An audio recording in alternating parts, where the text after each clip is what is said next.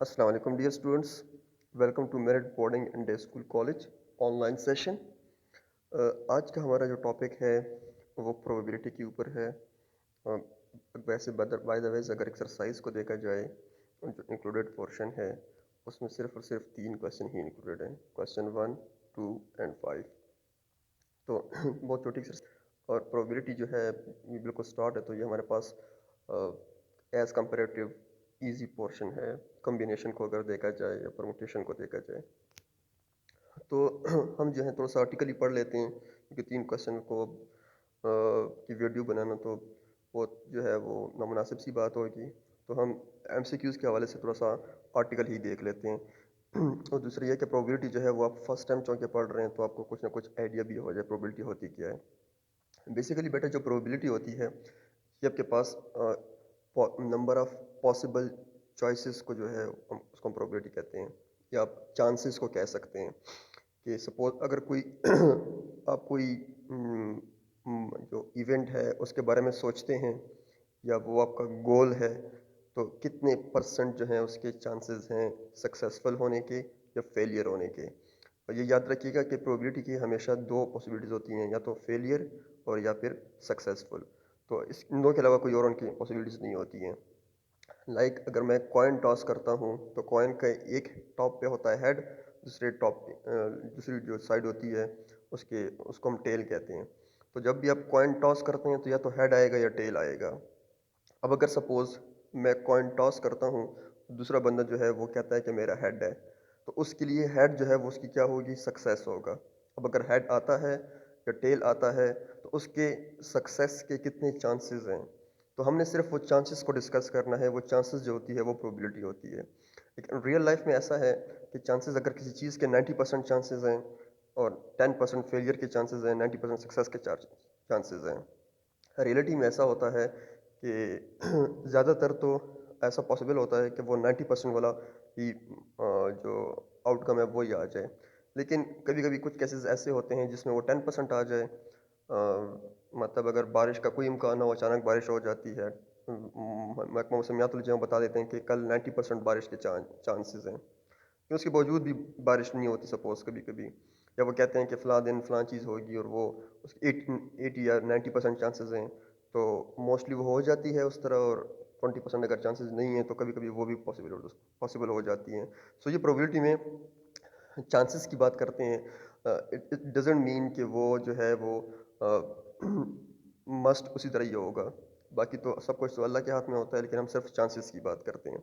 सो mathematics में इन चीज़ को लेकर इन चीज़ में मैथमेटिक्स कैसे इन्वॉल्व होती है, तो वो हमारा एक पूरा सब्जेक्ट है, स्टैटिस्टिक्स एंड प्रोबेबिलिटी। अब यहाँ पे हमने सिर्फ उसका एक छोटा सा पोर्शन लिया हुआ है। अगर आप इसके डीप में जाएं तो ये काफ़ी टफ कॉम्प्लिकेटेड है, लेकिन हम सिर्फ और सिर्फ जो है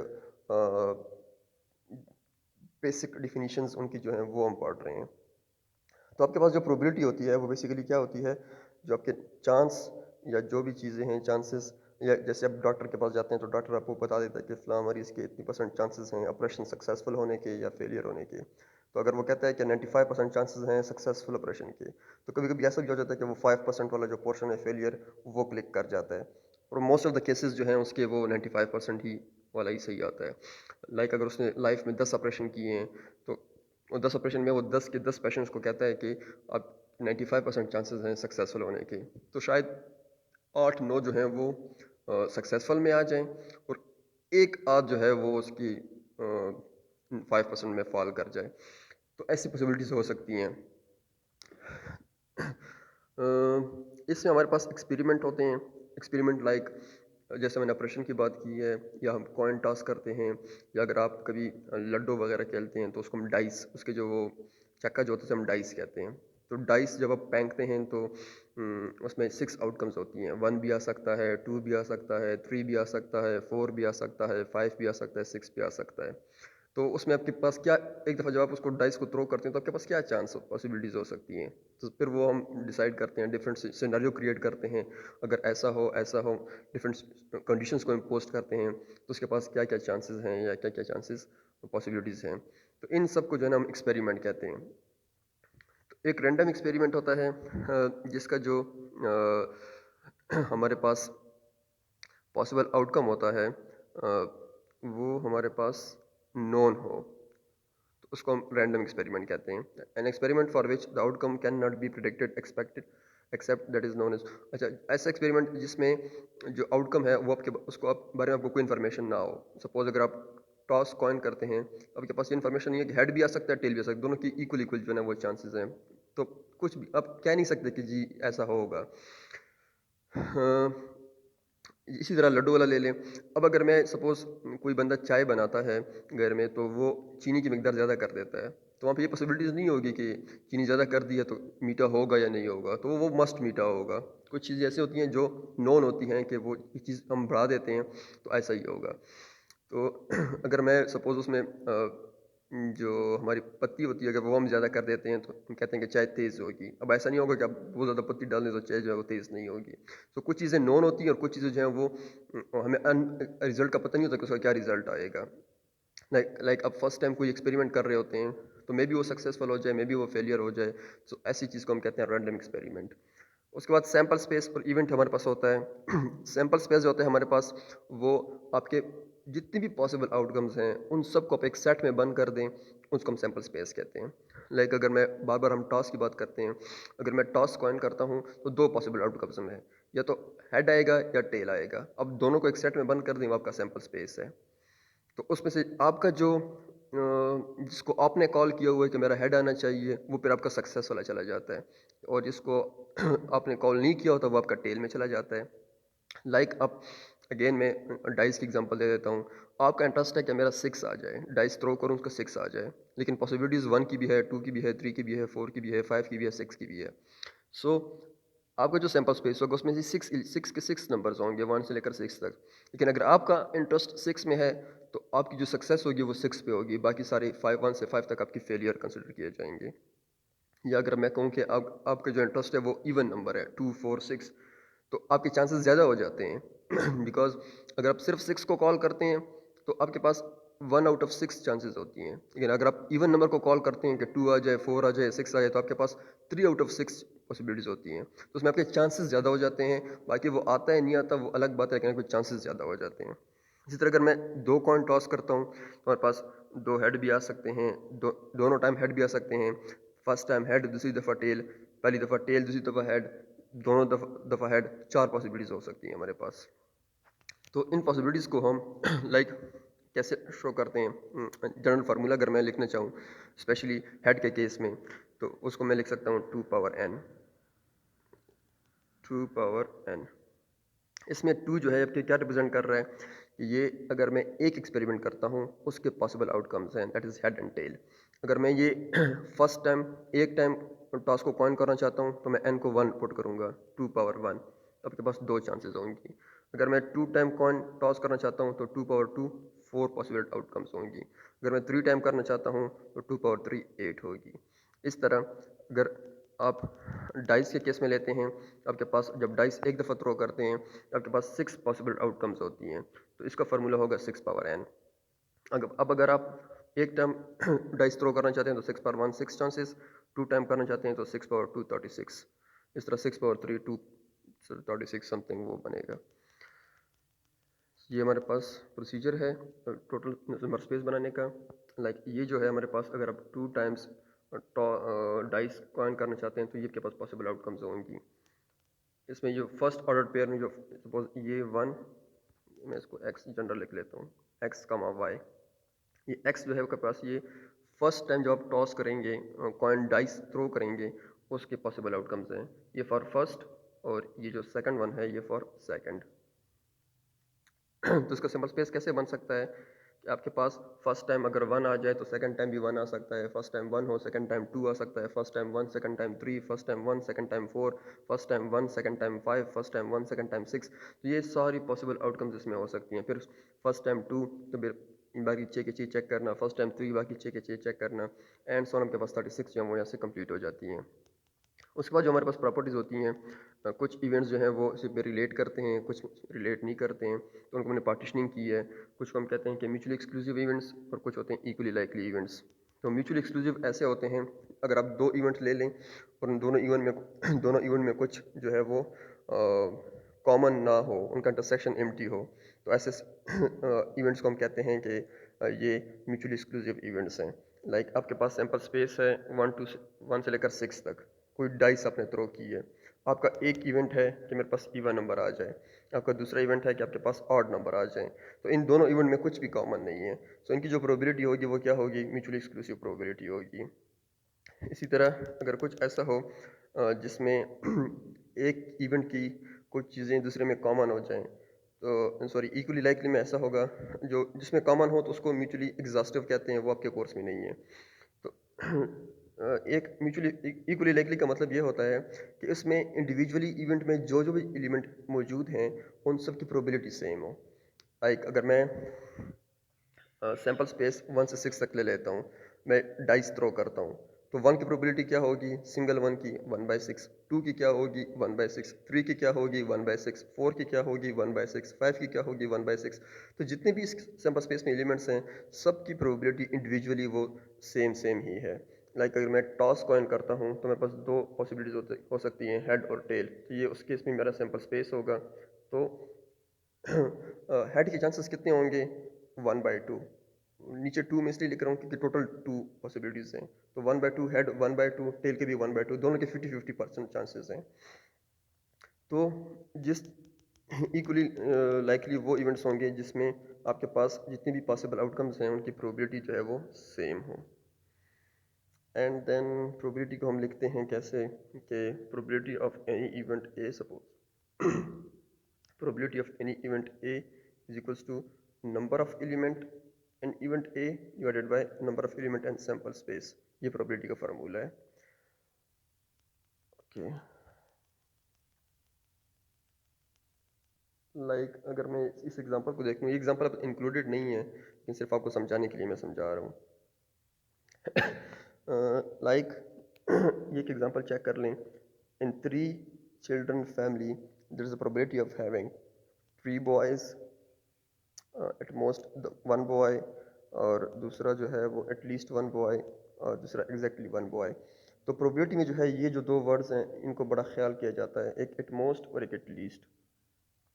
एट मोस्ट का मतलब होता है कि ज़्यादा से ज़्यादा एक बॉय। अब टोटल 3 चिल्ड्रन हैं।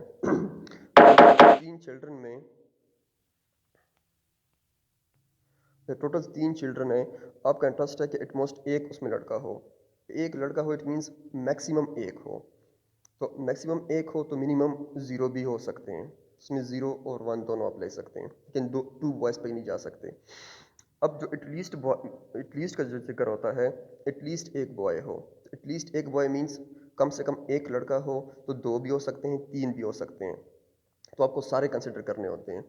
लेकिन फिर आप 0 बॉय पे नहीं आ सकते, क्योंकि एटलीस्ट है कम से कम एक हो, 0 बॉय पे नहीं आ सकते। 0 बॉय मीन्स कि तीनों की तीनों गर्ल्स हों, तो सिर्फ एक कंडीशन जो है आपकी वो ख़त्म करके बाकी सारे आपके पॉसिबल आउटकम्स हो सकते हैं। और एट मोस्ट 1 बॉय कि ज़्यादा से ज़्यादा मैक्सिमम से मैक्सिमम एक बॉय हो, तो नो बॉय या 1 बॉय, बस आपके ये चांसेस हैं। अगर एक बॉय से ज़्यादा हो गए तो आपके इवेंट में नहीं आएंगे, मीन्स 2 बॉय आपके इवेंट में नहीं आएंगे, 3 बॉय आपके इवेंट में नहीं आएंगे। इन दोनों बातों का सिर्फ गौर करना चाहिए। और एग्जैक्टली 1 बॉय का तो मतलब है कि सिर्फ और सिर्फ एक ही लड़का हो। तो एक लड़का हो तो वो ज़ाहिर है बाकी 2 जो है वो गर्ल्स होंगी। और इसका जो ट्री बनाना होता है ये थोड़ा सा इम्पोर्टेंट होता है। अब वो ट्री हम कैसे बनाते हैं, लाइक अगर हमारे पास फर्स्ट बच्चा होता है तो उनके 2 पॉसिबिलिटीज़ हैं, या तो बॉय होगा या गर्ल होगा। अब अगर सपोज़ मैं गर्ल वाले सेक्शन को थोड़ा छोड़ देता हूँ, इसको बाद में डिस्कस करते हैं ट्री बनाने के लिए। अगर सपोज़ फर्स्ट बॉय है तो सेकंड पे अगेन 2 चांसेस होंगी, या तो वो बॉय हो या वो गर्ल हो। अब अगर सेकंड फर्स्ट भी बॉय सेकंड भी बॉय, तो अगेन थर्ड में भी ये 2 चांसेस होंगी कि थर्ड भी जो है वो या बॉय हो या गर्ल हो। अब अगर फर्स्ट बॉय सेकंड गर्ल हो तो तीसरे में भी चांसेस होंगे कि वो बॉय या गर्ल हो। तो इस पोर्शन तक आप देख लें आपके पास कितनी पॉसिबिलिटीज़ होंगी, बॉय बॉय बॉय एक sample space, boy boy girl दूसरा sample space, boy girl boy तीसरा sample space, boy girl girl चौथा सैम्पल स्पेस। तो 4 यहाँ से बन जाती हैं और 4 नीचे से बनेंगी। पहला गर्ल हो सेकंड बॉय हो तीसरा बॉय हो, ये पॉसिबिलिटीज़ भी हो सकती हैं। पहला गर्ल दूसरा बॉय तीसरा जो है वो गर्ल हो, ये पॉसिबिलिटीज़ भी, एंड सो ऑन, इस तरह सारी पॉसिबिलिटीज़ आप बना सकते हैं। तो अब इसकी सैम्पल स्पेस में टोटल सैम्पल स्पेस होगा, उसमें 8 एलिमेंट्स इसलिए आएंगे क्योंकि अगर चिल्ड्रन की बर्थ होती है तो दो पॉसिबिलिटीज हो सकती हैं, तो बॉय हो या गर्ल हो। तो हमारे पास जो पॉसिबिलिटीज हैं वो 2 हैं। अब वो 3 चिल्ड्रन की बात कर रहे हैं, 3 बर्थ्स की बात कर रहे हैं, तो 2 पावर 3 इसका आएगा। 2 पावर 3 में 8 एलिमेंट होते हैं, तो आपके सैम्पल स्पेस में 8 एलिमेंट होने चाहिए। अब हमने ये तो सैम्पल स्पेस हो गया है। अब आपके जो इवेंट हैं वो आपको क्वेश्चन में कहा हुआ है कि वो तीनों बॉयज़ हों, एक इवेंट हो गया, एट मोस्ट वन बॉय हो, सेकंड इवेंट हो गया, थर्ड इवेंट एटलीस्ट एक बॉय हो, fourth event exactly one boy हो। तो ये सारी जो है हमने इवेंट्स हैं, इन इवेंट्स की हमने प्रोबेबिलिटी फाइंड करनी है। लाइक अगर मैं फर्स्ट एग्जांपल देखूं कि तीनों के तीनों जो हैं वो बॉयज़ हों, तो आप यहाँ से चेक कर रहे हैं आपके पास तीनों बॉय, ये एक हमारे पास पॉसिबिलिटीज़ है। तो आपके पास जो ए है रैंक 3 बॉयज़, ये आपका इवेंट हो गया। इसमें एलिमेंट कितने आएंगे, एक एलिमेंट आएगा। अब इसकी प्रोबेबिलिटी क्या होगी, number of element in A divided by number of sample space. तो नंबर ऑफ सैंपल स्पेस हमारे पास 8 और number of element in A is equals to your 1। So 1/8 इसका क्या होगा, आंसर होगा। अब at most one boy means ज़्यादा से ज़्यादा एक बॉय हो, तो ज़्यादा से ज़्यादा एक बॉय हो तो ये भी हो सकता है। नो बॉय में ये केस, एक बॉय में ये वाला, 3 4 ये 4, तो 4/8। और एटलीस्ट वन बॉय हो, कम से कम एक बॉय हो, तो 3 बॉय भी हो सकते हैं, एक दो भी हो सकते हैं, ये एक वाला भी हो सकता है, दो भी हो सकते हैं, एक एक, तो ये 7 आपकी पॉसिबिलिटीज उसमें हो सकती हैं। तो इस सैम्पल स्पेस में आपके पास 7 एलिमेंट होंगे और आपका सैम्पल स्पेस होगा 7/8।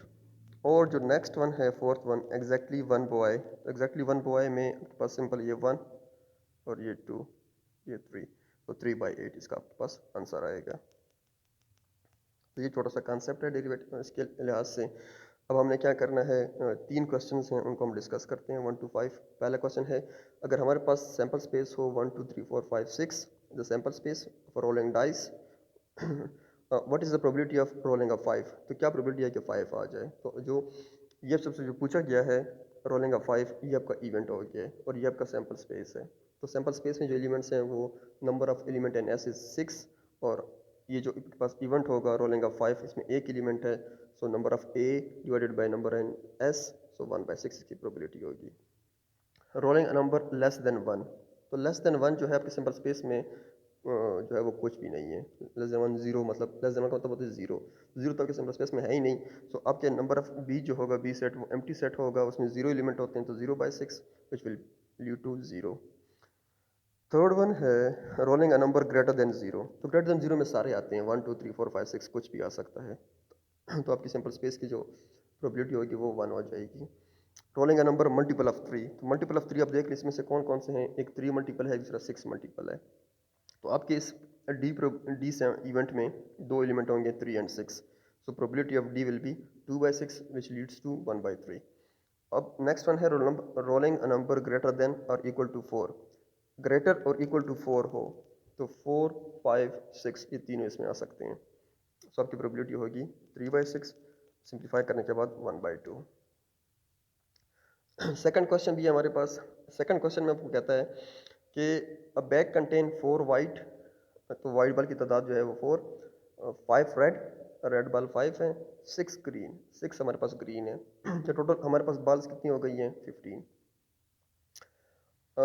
3 बॉल्स और ड्रॉन एट रैंडम, हम जो है वो 3 बॉल जो है वो रैंडमली सेलेक्ट करते हैं। What is the probability that all green और ऑल और वाइट, तो क्या पॉसिबिलिटीज़ हैं कि वो 3 के 3 जो है वो वाइट हों, 3 के 3 जो है वो रेड हों। तो हमारे पास टोटल नंबर ऑफ बॉल्स जो है 15 है।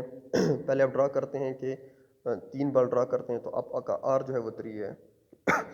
तो पॉसिबिलिटीज़ क्या हों कि वो सारे क्या हों, ऑल और रेड हो। तो 15 और 3 का जो है आपके पास 3 सैम्पल स्पेस अब हमने ड्रा करना है पहले, क्योंकि सबसे पहले तो सैम्पल स्पेस ज़रूरी है।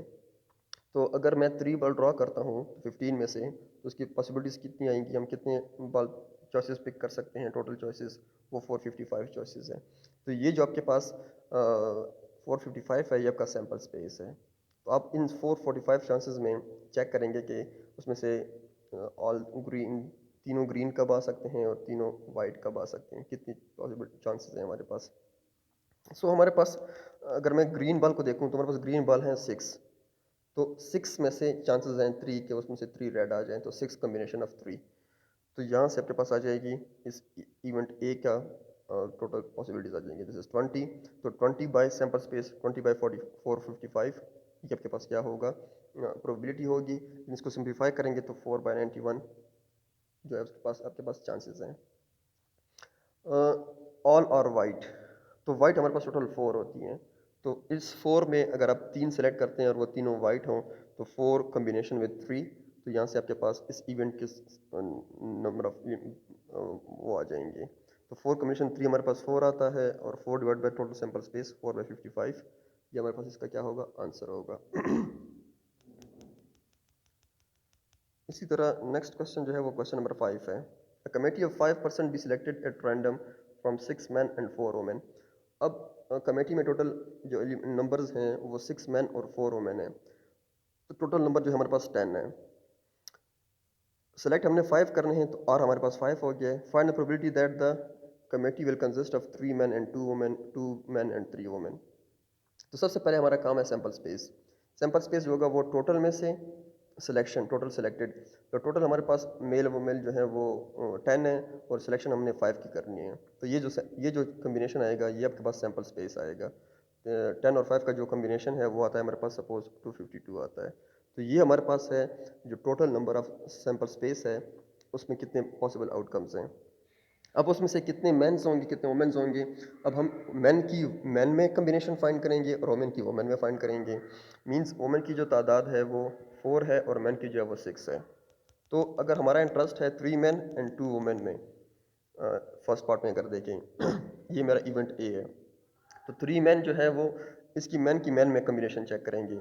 मैन जो है टोटल 6 है, तो 6 combination of 3 multiply by 2 women है, तो 4 में से 2, 4 कम्बिनेशन ऑफ 2 वुमेन।